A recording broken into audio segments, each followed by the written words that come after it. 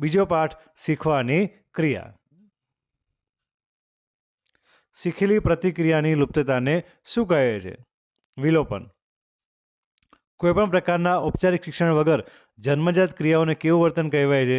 તો સાહજિક વર્તન. અનુભવ અને મહાવરાને કારણે વર્તનમાં થતા સાપેક્ષ કાયમી પરિવર્તનને શું કહેવામાં આવે છે? શિક્ષણ. પ્રયત્ન અને ભૂલ દ્વારા શિક્ષણનો પ્રયોગ કોણે કરેલો છે? તો થોર્નડાઇકે.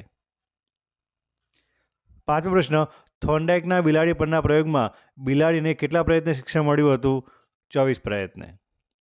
કોને શરીર વિજ્ઞાન અને તબીબી વિજ્ઞાન ક્ષેત્રે નોબેલ પારિતોષિક મળ્યું હતું? પાવલો. જે ઉદ્દીપક માટે પ્રાણી અનઅભિસંધિત ઉદ્દીપક જેવી જ પ્રતિક્રિયા આપે તે ઉદ્દીપકને શું કહેવામાં આવે છે? અભિસંધિત ઉદ્દીપક. એક ઉદ્દીપકને મળતા આવતા બીજા ઉદ્દીપકને સમજવું એટલે શું? ઉદ્દીપકનું સામાન્યીકરણ.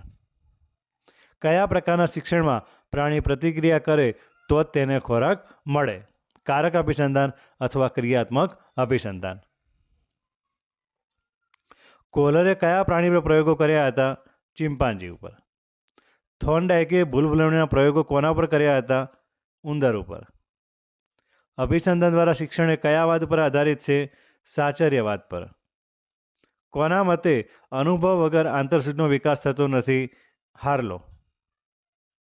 આસપાસના પર્યાવરણ સાથે કામ પાર પાડવા માટે પ્રાણી કે વ્યક્તિને શું મેળવવું જરૂરી છે? તો શિક્ષણ. સીટી મોર્ગને આપેલ શિક્ષણની વ્યાખ્યા.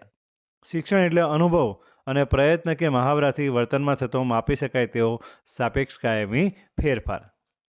પ્રશિષ્ટ અભિસંધાન અંગેનો પ્રયોગ કોણે કરેલો હતો? રશિયન શરીરશાસ્ત્રી ઇવાન પેટ્રોવિચ પાવલોવે. અનઅભિસંધિત પ્રતિક્રિયા એટલે શું? કોઈપણ પ્રકારના જોડાણ, શિક્ષણ કે અભિસંધાન થયા પહેલાં જે પ્રતિક્રિયા જોવા મળે અને જે પ્રતિક્રિયા શીખાયેલી નથી તેને અનઅભિસંધિત પ્રતિક્રિયા કહેવામાં આવે છે. પ્રબલન એટલે શું? પ્રબલન એટલે શીખેલી કે શીખવવામાં આવેલી પ્રતિક્રિયાને દ્રઢ કે બળવાન કરનારું ઘટક. કારક અભિસંધાનનો ખ્યાલ કોણે આપેલો? અમેરિકન મનોવૈજ્ઞાનિક B.F. સ્કિનરે. સાપેક્ષ કાયમી ફેરફારો ઉદાહરણ સહિત સમજાવો.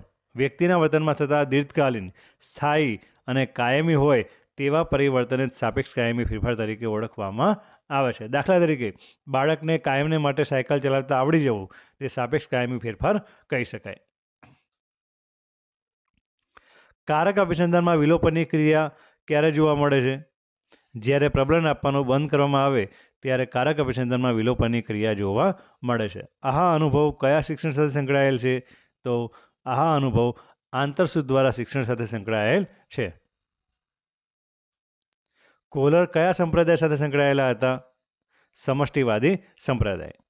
કોહલરે ચિમ્પાન્જી પર આંતરસૂચના પ્રયોગો કયા ટાપુ પર કર્યા હતા? કેનેડી ટાપુ પર. દરેક સજીવ પોતાના જીવનચક્ર દરમિયાન કયા બે પ્રકારનું વર્તન કરતું જોવા મળે છે? એક સાહજિક વર્તન અને બીજું શિક્ષિત વર્તન. અભિસંધાન એટલે શું? અભિસંધાન એટલે અનુભવોની એવી સાંકળ કે જેમાં એક ઉદ્દીપકની ઉપસ્થિતિમાં અન્ય ઉદ્દીપકોની હાજરી હોવાનો અહેસાસ કરાવે છે. 25મો પ્રશ્ન. અભિસંધાનમાં ઉદ્દીપકનું ભેદબોધન એટલે શું? બે ઉદ્દીપક વચ્ચેના તફાવતને પારખવો.